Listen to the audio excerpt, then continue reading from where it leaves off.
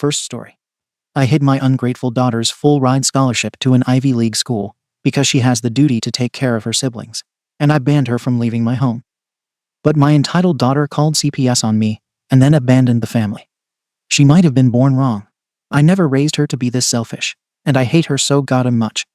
I 47F have a daughter, Amia 17F, who recently received a full ride to a very prestigious out-of-state university. I know because I opened the letter. She hasn't seen it.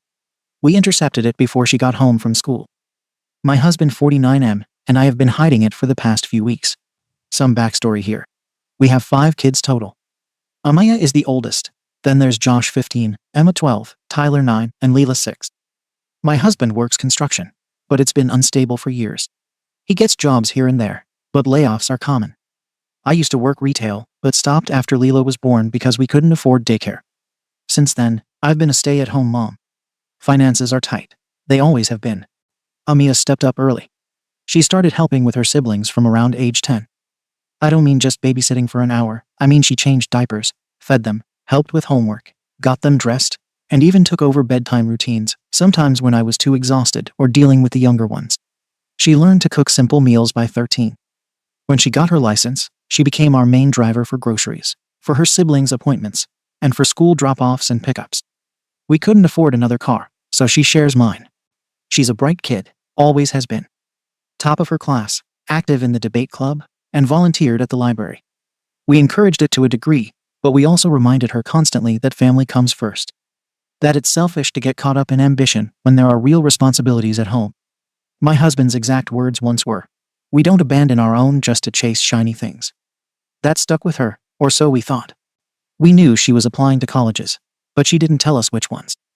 Just said she was figuring it out. We assumed it'd be the community college 15 minutes away. Maybe the state university if she got aid. We never imagined she'd actually apply somewhere like redacted Ivy tier school. The letter came in early October. Thick envelope, gold seal, everything. I knew what it was immediately. My husband was the one who opened it first. He read it, sat down, and just muttered, "She's really trying to leave us." The deadline to accept is in June. They even had her listed for an exclusive honors cohort. I could feel my stomach turn reading it. Here's the thing. If Amia leaves, this entire house will fall apart. I mean that literally. She's the glue. I can't drive everyone everywhere. I don't have a job. My husband's work is inconsistent. The younger kids rely on her for emotional support too. She's more of a second mom than a sister. They come to her when they're scared or need help with something. Even the teachers at their school call her when there's an issue before they call us. That's not an exaggeration. She's also the only reason Josh isn't flunking algebra. Emma has anxiety and gets panic attacks. Amaya's the only one who can calm her down. Tyler has trouble focusing and needs help staying on task for his homework. Leela cries when Amia leaves the house for more than a few hours. That's how close they are. If she goes off to this school, everything changes. The rest of us can't afford to hire help. I can't suddenly create more hours in the day. And frankly, I don't think I should have to when Amaya's already here, and when we've invested so much into raising her right. We tried talking to her subtly. A few days after the letter came, I brought up the idea of staying local and how families stick together. I reminded her how lucky she is to have siblings who love her and how much they'd miss her. Her face went cold. She just said, "I'll figure it out." That told me everything. She knows. Or at least suspects she got in somewhere, and that we're worried she'll leave. She's been more secretive lately. Passwords on everything. I checked her email one night. While she was asleep, there were messages from that university's admissions portal, but she hadn't opened them. Probably because she doesn't know about the physical letter. Here's where I might be the arsehole, I guess. We've hidden that acceptance letter in the locked filing cabinet with our mortgage documents. She hasn't found it. We've also marked her emails from that school as read, so she doesn't get notified. My husband and I agreed it's best. She's not emotionally mature enough to see what she'd be giving up. She thinks because it's a scholarship, she earned the right to just go. But life isn't just about what you earn, it's about loyalty. And before people come at me saying I'm jealous or bitter, no. I'm proud of her. I really am. But she wouldn't be this successful if we hadn't supported her. Who do you think drove her to debate meets and volunteer hours? Who sacrificed so she could go to those programs? We made that possible. She owes this family. You don't just walk away from the people who built your foundation. Still, I've had doubts. Not enough to tell her, but enough to bring it up with my parenting group. We meet every Thursday at the community center.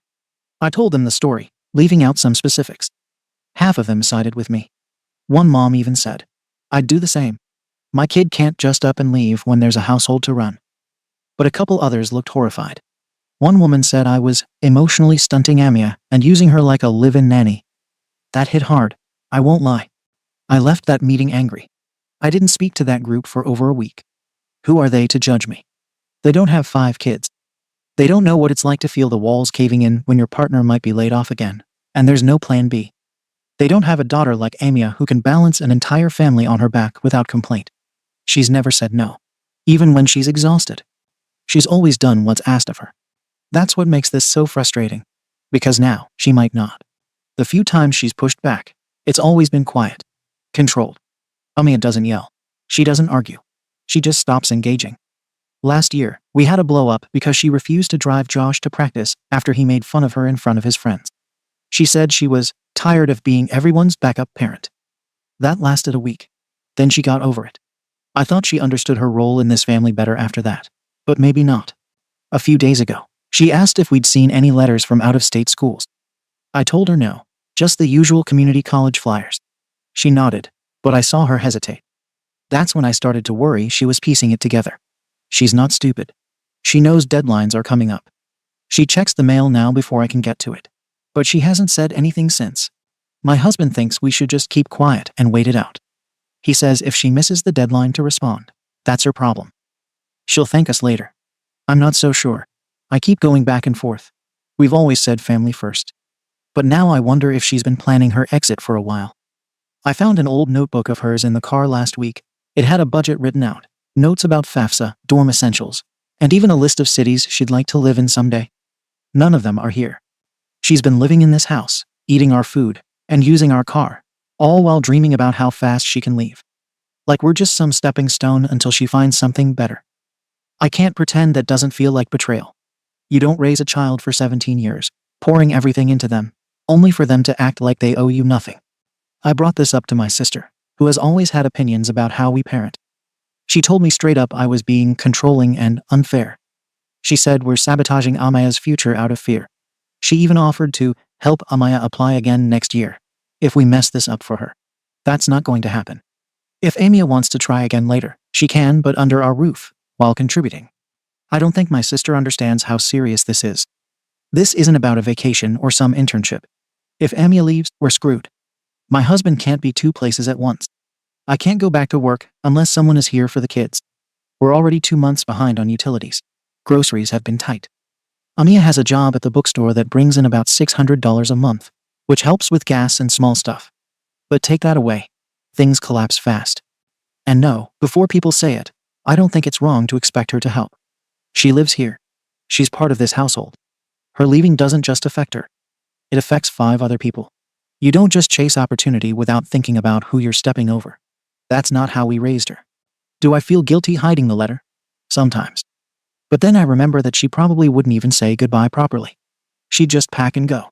She'd post some cutesy picture on Instagram with a caption like, "Off to my next chapter," and pretend this house and these people never existed. That's what they all do. So yes, we hid the letter. We marked the emails as read. We say nothing unless asked directly. Because the truth is, if Amia had been more open about her plans, if she'd come to us first, we might have helped her figure something out. But she went behind our backs. She chose secrecy first, so we're choosing it now. We're doing what we think is right for our family. Not just for her. Because when one person leaves, everyone else has to pick up the slack. And we're already stretched thin. Some of the comments I've gotten from others have shaken me. That parenting group turned on me fast. One woman even asked, "What are you going to do when Amia resents you for the rest of her life?" I didn't have an answer. Because I honestly don't think Amaya gets to resent us. Not after everything we've done for her. Not after all the sacrifices. We've earned a say in her future. But part of me does wonder if we've gone too far. Not because I think what we did was wrong, but because people keep calling it manipulative. I don't see it that way. We're trying to keep this family together. Is that so terrible? She still doesn't know about the scholarship. She still hasn't found the letter. But time's ticking, and I don't know how long we can keep this up. If she finds out before the deadline, we're back to square one. If she doesn't, we avoid a disaster for now. So, Reddit. Ada for hiding my daughter's full ride scholarship acceptance letter because we need her to stay and help the family. Should I come clean and let her decide? Even if it means she might leave us behind. Comments. Comment 1. You say Amaya's not emotionally mature enough to decide her future. But she's emotionally mature enough to raise 4 kids, manage your household, and work a job. Pick a lane. You act like this scholarship fell out of the sky. But she earned it. That took hours of applications, essays, GPA, extracurriculars, all of it. And she probably did it behind your back, because she knew this would be your reaction. You're not just the arsehole. You're the villain in her origin story. When she eventually cuts contact and moves on, this post will be what her therapist prints out and highlights in red. Also, we made her success possible. The audacity. You drove her to debate once, and now you think you get veto power over her life. You're not her manager. You're her mother. Or you were, until you decided keeping her trapped was more important than letting her fly. Locking up that letter was your choice. Don't be surprised when she chooses to leave the moment she gets the chance. Comment 2. I'm not going to pretend I don't get some of what you're feeling. I've got 3 kids, one with special needs, and when you don't have a support system, the eldest ends up being the extra adult. That said, YTA. And not just for hiding the letter, but for the way you've mentally reframed your daughter's entire life as a debt she owes you. Amaya's been parenting since she was a child. That's not okay. You say you're a stay-at-home mom, but from everything in your post, it sounds like Amia does most of the actual parenting. What really gets me is your husband saying, "She'll thank us later." No, she won't. She'll remember that her shot at independence and opportunity got buried in a drawer because her parents were afraid of change. She'll never trust you again. And maybe that's what's scaring you. This isn't about abandoning family. It's about her finally choosing herself. And you should have been the ones cheering her on, not dragging her back. Comment 3. Former admissions officer here. You need to hear this. Your daughter getting that scholarship is like winning a lottery she actually earned. Full rides to prestigious schools are rare and often life-changing. Those offers are not renewable if she doesn't accept. You're not delaying her path, you're nuking it entirely. You keep framing this as protecting the family. But what you're really doing is eliminating her options to force the outcome you want. That's coercion, plain and simple. You also mention you're struggling financially. Then why sabotage her chance to be financially independent and successful? You're literally cutting off your best shot at long-term family stability just to keep her in the house another year or 2. YTA, hugely. And honestly, if this ever got out to that school, they'd have grounds to offer her extended time or reconsideration, but only if she finds out in time. You're not just the arsehole here. You're the reason generational poverty cycles continue. Shame on you. Update. Things have escalated. And since so many people felt comfortable calling me a monster, an abuser, a manipulator, etc., I think you all should hear how the situation turned out. Maybe then you'll realize real life isn't as simple as just let her go chase her dreams. First of all, the school counselor did call. They were following up on scholarship confirmations for select top-performing students, their words. The counselor asked if Amia had any questions about her enrollment packet, since the deadline was approaching. I tried to play it off like, "Oh, we have everything under control." But I'm not stupid. I could hear the tone shift instantly. You know when someone realizes you're lying? It was that. She said she would ask Amaya directly at school the next day. I knew right then it was over. We couldn't hide it anymore. So that night, my husband and I sat Amaya down and offered what we thought was a reasonable deal. We told her if she stayed and did the local college or online courses, we would give her more freedom. She could pick her own work hours. We'd try to ease her schedule around siblings, and maybe we could save up for her to get her own used car by next year. She didn't even let me finish before she asked one question. "Where's the letter?" Her voice was cold. I'll be honest, in that moment, I panicked. I tried to say we needed time to talk as a family, that she's still a minor, and that we had to weigh every factor. But she already knew. Maybe she knew the whole time. She got up, went straight to the filing cabinet, and pulled the thing open like she knew exactly where it was. I didn't even know she had seen me put the key in my purse that one time. She pulled the envelope out and read it right there in front of us. Then she said, "You stole my future." No. I protected my family. But there was no getting through to her. She called my sister to come get her. My sister was at our house in 10 minutes. I swear she must have been waiting. Before they left, Amia looked at the younger kids and said, "You don't have to stay here forever. You deserve your own life." That was the moment everything broke. The younger kids started crying. My husband yelled at my sister to put her phone down because she was recording everything. The neighbors were outside. It was humiliating. And of course, someone I still don't know who called CPS. A CPS worker came the next morning. They asked questions about expectations, household division of labor, educational interference, and all that. It felt like an interrogation. Do you understand what that feels like? To be treated like you're abusing your own kids when all you're doing is keeping your home functioning. I told them the truth that my husband and I both have serious health conditions. We are overweight. The doctor told us to avoid strain. I have severe depression. I wasn't always like this. I used to work. I used to be someone. I didn't choose this. Life hit us hard. But nobody cares about that part. Everyone just wants to act like I sat around eating bonbons while my daughter scrubbed floors like Cinderella. No, I did what I could. I cooked. I cleaned. I took care of the little ones. I did my best. And my husband tried too. He is sick. His joints are shot. His back barely works some days. We had to depend on Amia. Yes, but we didn't choose that. We did not choose this life. So hearing people say I stole her childhood made me want to scream. Because if I didn't have these kids, then what? Kill them. Give them away. Let them starve. No. I kept this family alive. She helped, and helping your family is not abuse. But anyway, here's where it all blew up. 2 days later was the senior awards ceremony at school. We didn't even want to go, but the kids wanted to. As soon as we walked in, someone, I'm assuming the counselor, told the announcer about Amea's scholarship, which she had already accepted through her sister's help. So they announced it publicly. Spotlight. Applause. People cheering. Everyone is looking at us. And Amia didn't even look at us. She just hugged my sister, like we were strangers. I could feel everyone's judgment like heat lamps on my back. I've never felt so exposed in my life. The younger kids are cold toward us now. They think we're the villains. My son told me I was controlling. My 12-year-old said I used Amia. They don't understand. They are children.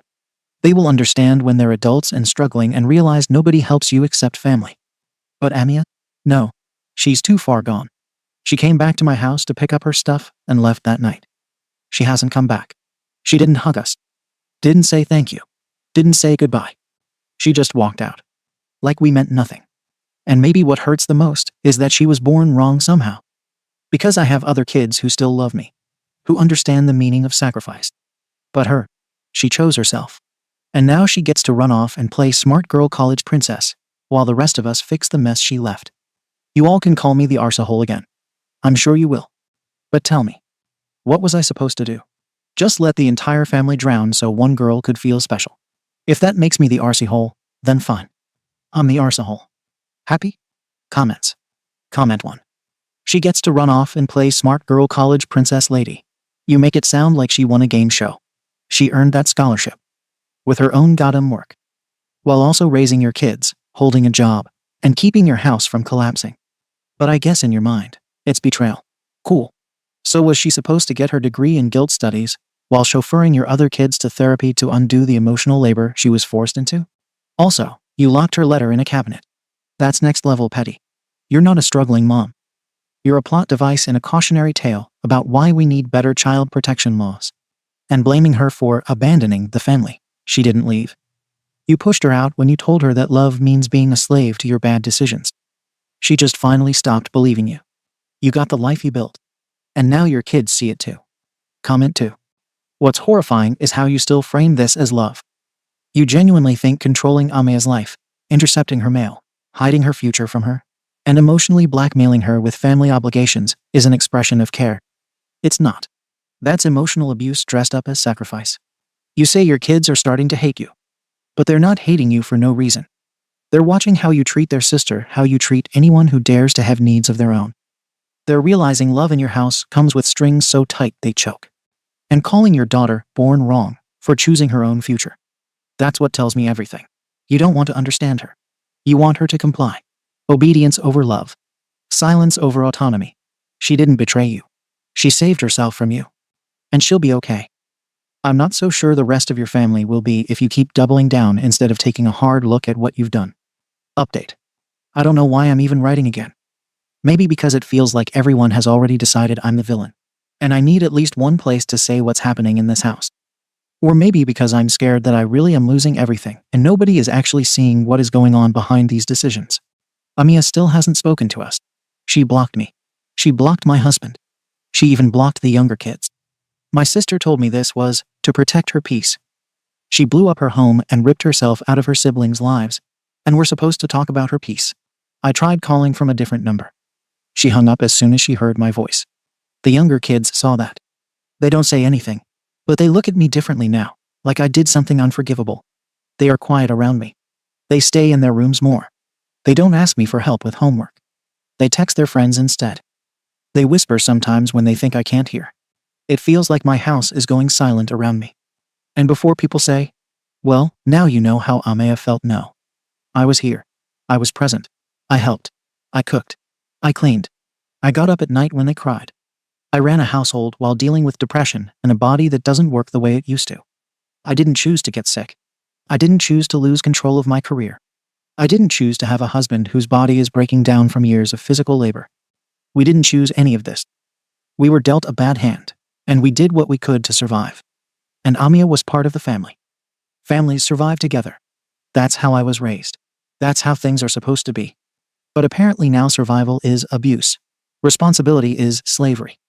Asking your own child for support is stealing her life. If that's true, then fine, call me the worst mother on earth. But I swear to God, I was doing the best I could with what I had. We've had more meetings with CPS and school counselors since the last update. They come into my home and speak to my children privately now. I can't be present. I sit in the living room and stare at the wall while strangers evaluate my family like a case file. And the financial situation is getting worse. Since Amy left, I've had to start picking up hours cleaning offices at night.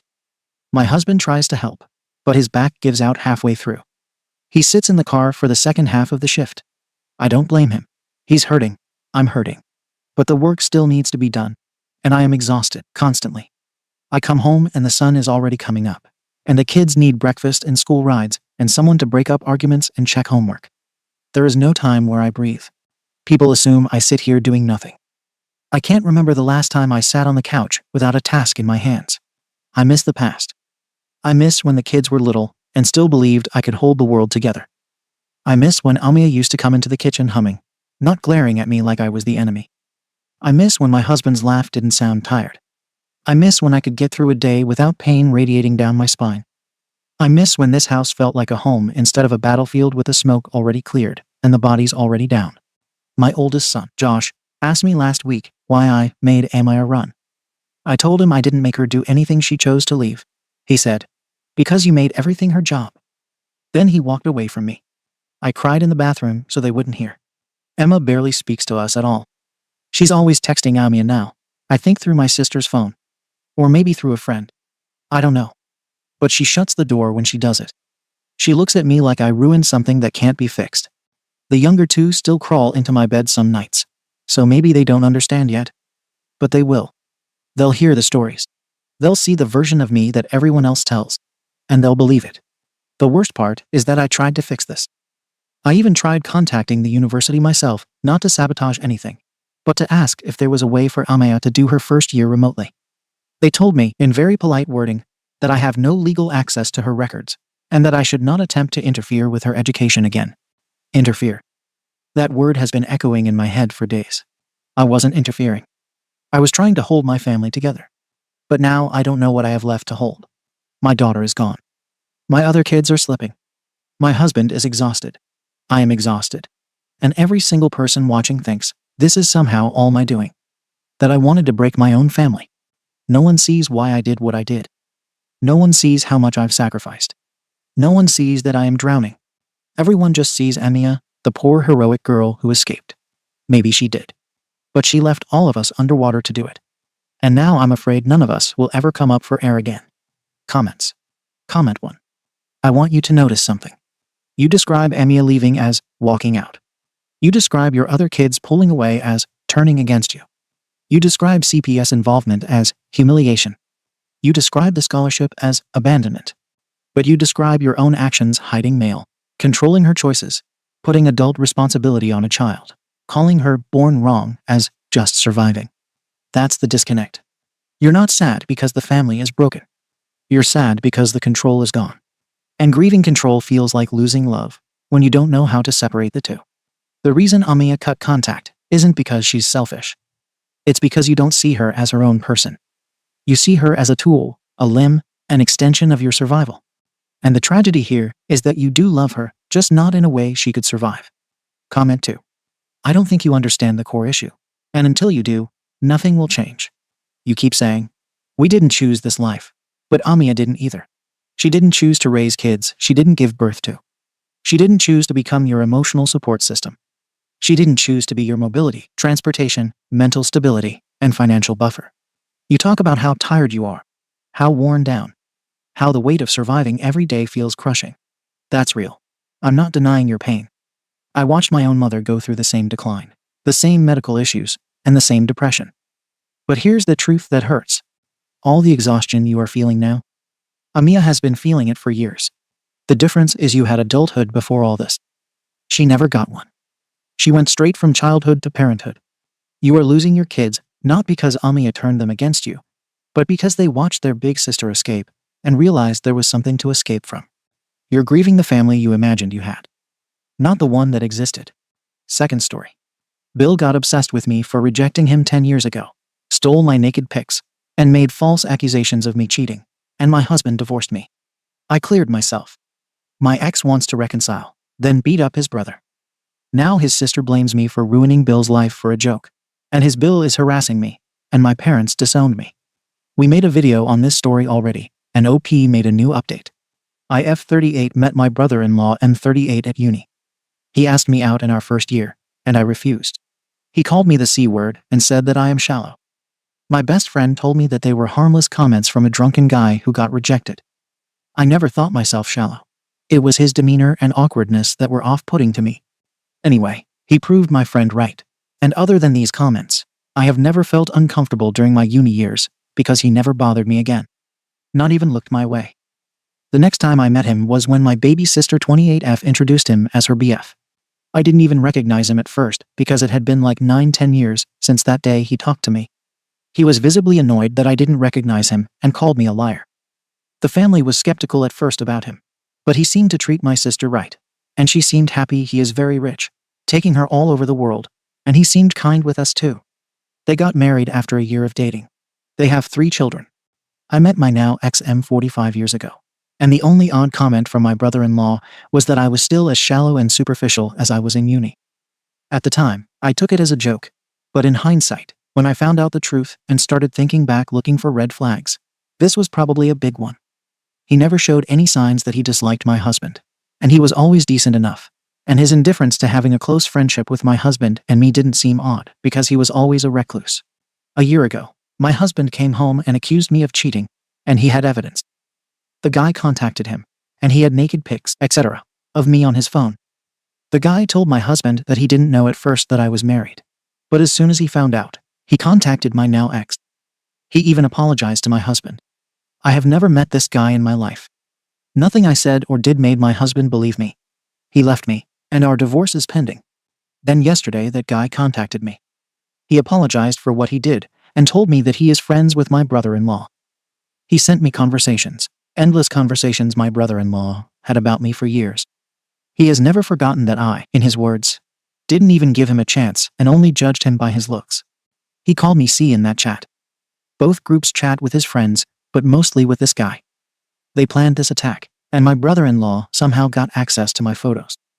The reason this guy contacted me now is that he felt guilty because even when my marriage was over, my brother-in-law was still angry and hateful, especially when he heard that I was on a date last weekend. So the friend felt that he didn't help his friend, but ruined innocent people's lives. Not sure what to do. My brother-in-law has actually been happier and more sociable than usual since my divorce. And now I know why. Although at first I thought he felt sorry and wanted to support me. His jokes about me ending up an old maid with cats as companions don't sound like jokes anymore. He meant them. I don't want to ruin my sister's life. She's very happy with her husband. I'm not sure either if I can with her husband. I'm not sure if I should tell my ex or not. I am very heartbroken that he didn't believe me. Love him very much. He is the love of my life, but I'm not sure if I can forgive him for not believing me. But he is a victim in this too, so maybe he needs to know for closure. I am so terribly sad and hurt. I'm sorry this post got very long. Comments. Comment 1. It wouldn't shock me if this guy found your sister and is dating her just to remain close to you. It feels too coincidental that he somehow popped back up in your life, and then got mad that you didn't remember him. OP, I feel so too. It makes it even worse. Comment 2. Why wouldn't you tell your sister her husband is batch T crazy? Comment 3. And seems weirdly obsessed with OP to the point their marriage might be a weird revenge fantasy for him. Comment 4. OMG, that's entirely possible. I wonder how much OP and her sister look alike. OP, my family and friends believed me. It has been hard and lonely, but I have had the support I needed. I know. I don't want to expose him while my sister and children are still with him.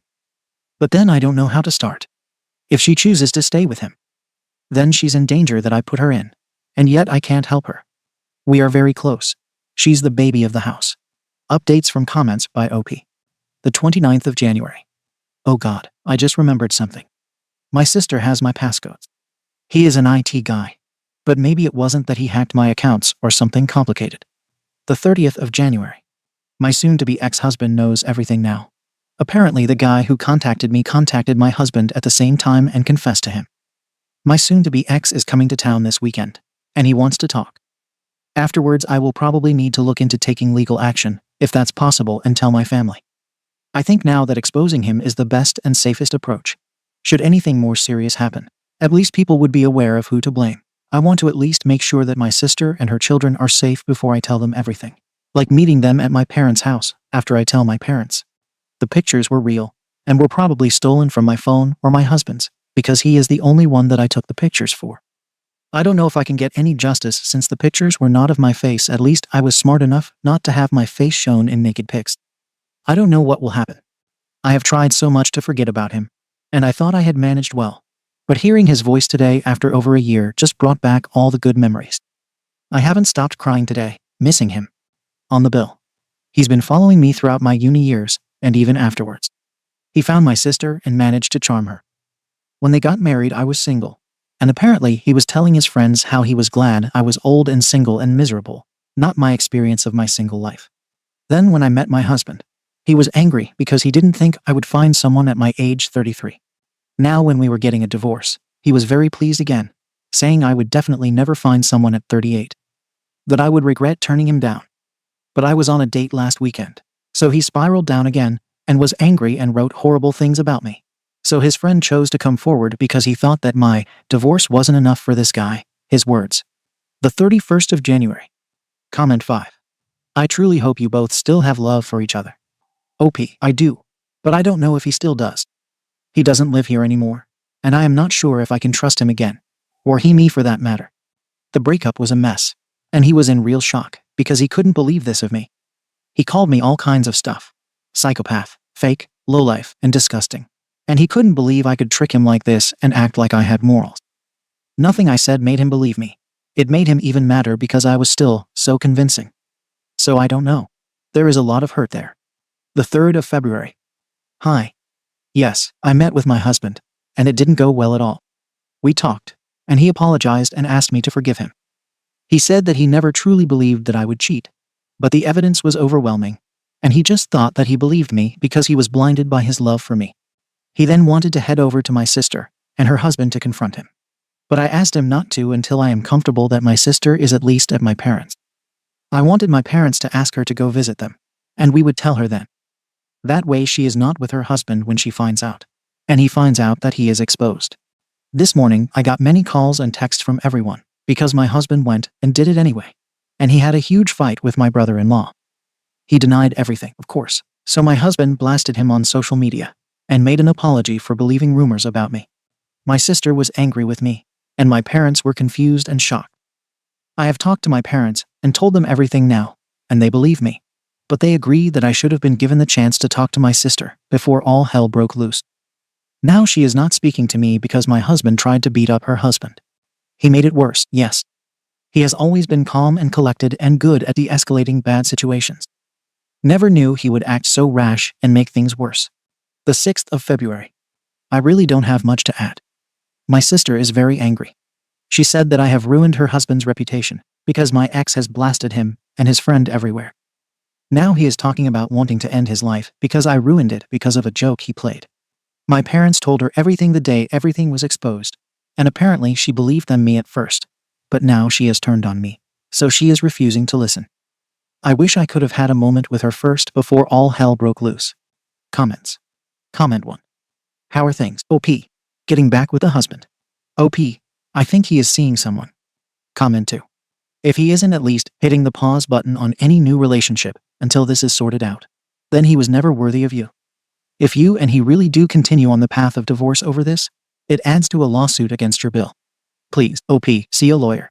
You have evidence, you have real damage to your life, and you have a very good civil case against your bill. Never mind your sister, her marriage has been built on a lie. You can sue your bill, and there will be plenty left over for her in her own divorce. OP, he is looking for jobs here because he wants to move back. I got very anxious and asked if he was doing this because of me because we are not together, and this wasn't the right time to pressure me. But he said he was doing it for himself, and that he doesn't want anything from me. But that, and he doesn't want to leave town for his brother-in-law to think he has easy prey to harm. I didn't ask about the one he is seeing. It felt it would be disrespectful to interrogate him since I have no right to do that. Maybe it is not serious, or maybe she is willing to move here. I don't know. I have spoken to lawyers. They don't seem to think this could lead to anything. Comment 3. He had access to your photos.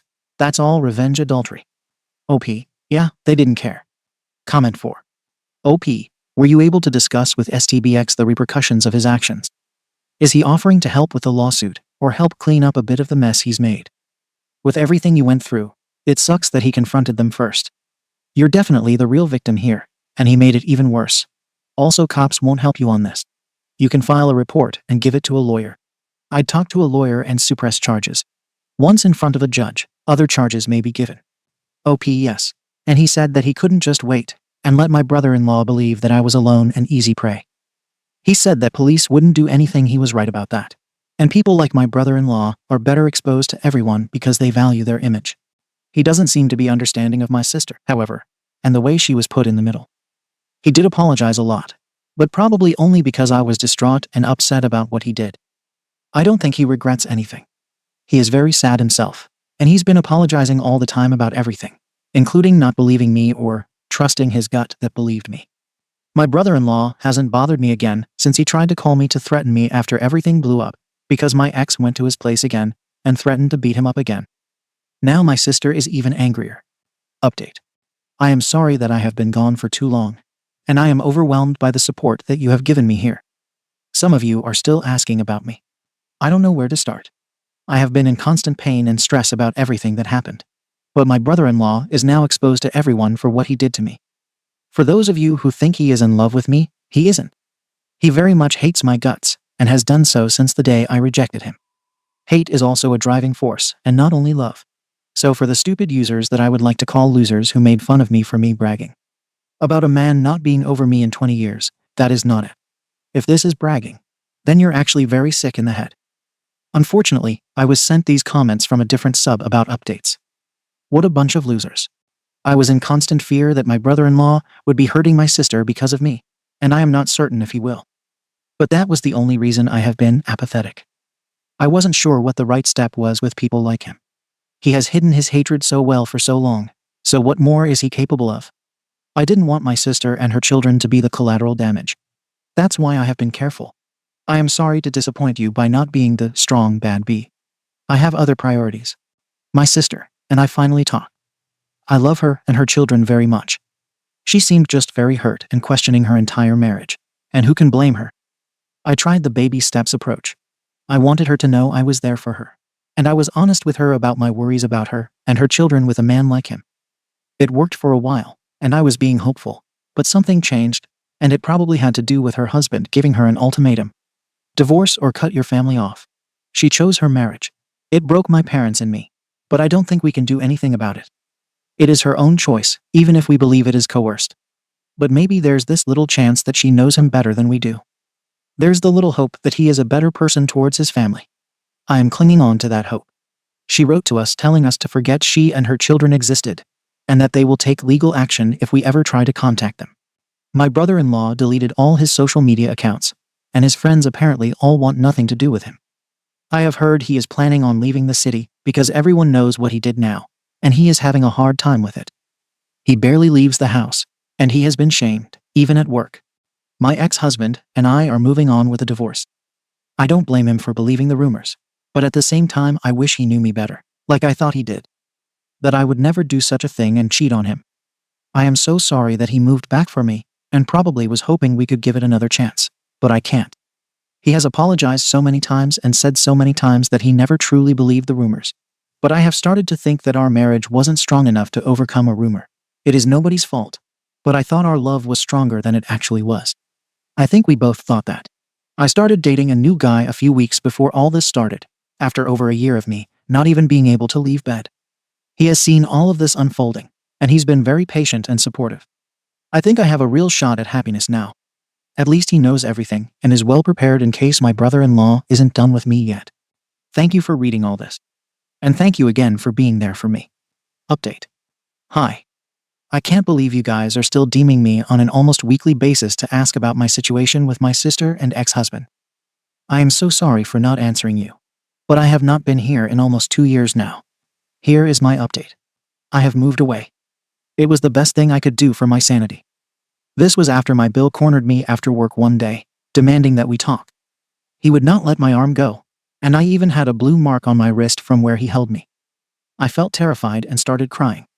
He asked me to take everything back because he is losing his reputation, and people are calling him a creep and an incel, and to give him a chance to talk because I have never given him a chance because I am a C. A colleague called the police, but nothing happened afterwards. I reported harassment, and it was dismissed. There was no ground for PO either. My sister wants nothing to do with me. She has also participated in saying that I did cheat, and I guess she's saving face with her husband. My parents weren't allowed to talk to her at first, but now they have a good relationship again, under the condition that they cut me off, which they did. I don't blame them. She has her children, and honestly, she and her children are in more need of protection than me. I haven't seen my mom in about a year. I miss my sister, her children, and my parents, but that's that. My ex-husband and I have finalized our divorce. It was the best decision for us even though me Bill won. He didn't win though. He is still hateful and bitter. I told him and my sister that whatever happens to me will never be enough for his ego, because he will always be angry that he never had me. This was what made my sister block me for good and my parents take her side. I don't blame them. Now I am living in a new city with my BF. I have no contact with any of my family. My ex said that I ruined his life. I hope he forgives me too, but I never ruined anything on purpose. I am starting to find happiness again. My new job is amazing, and I still have my friends back home on top of the new friends I made here. My BF is amazing, supporting me in all of this.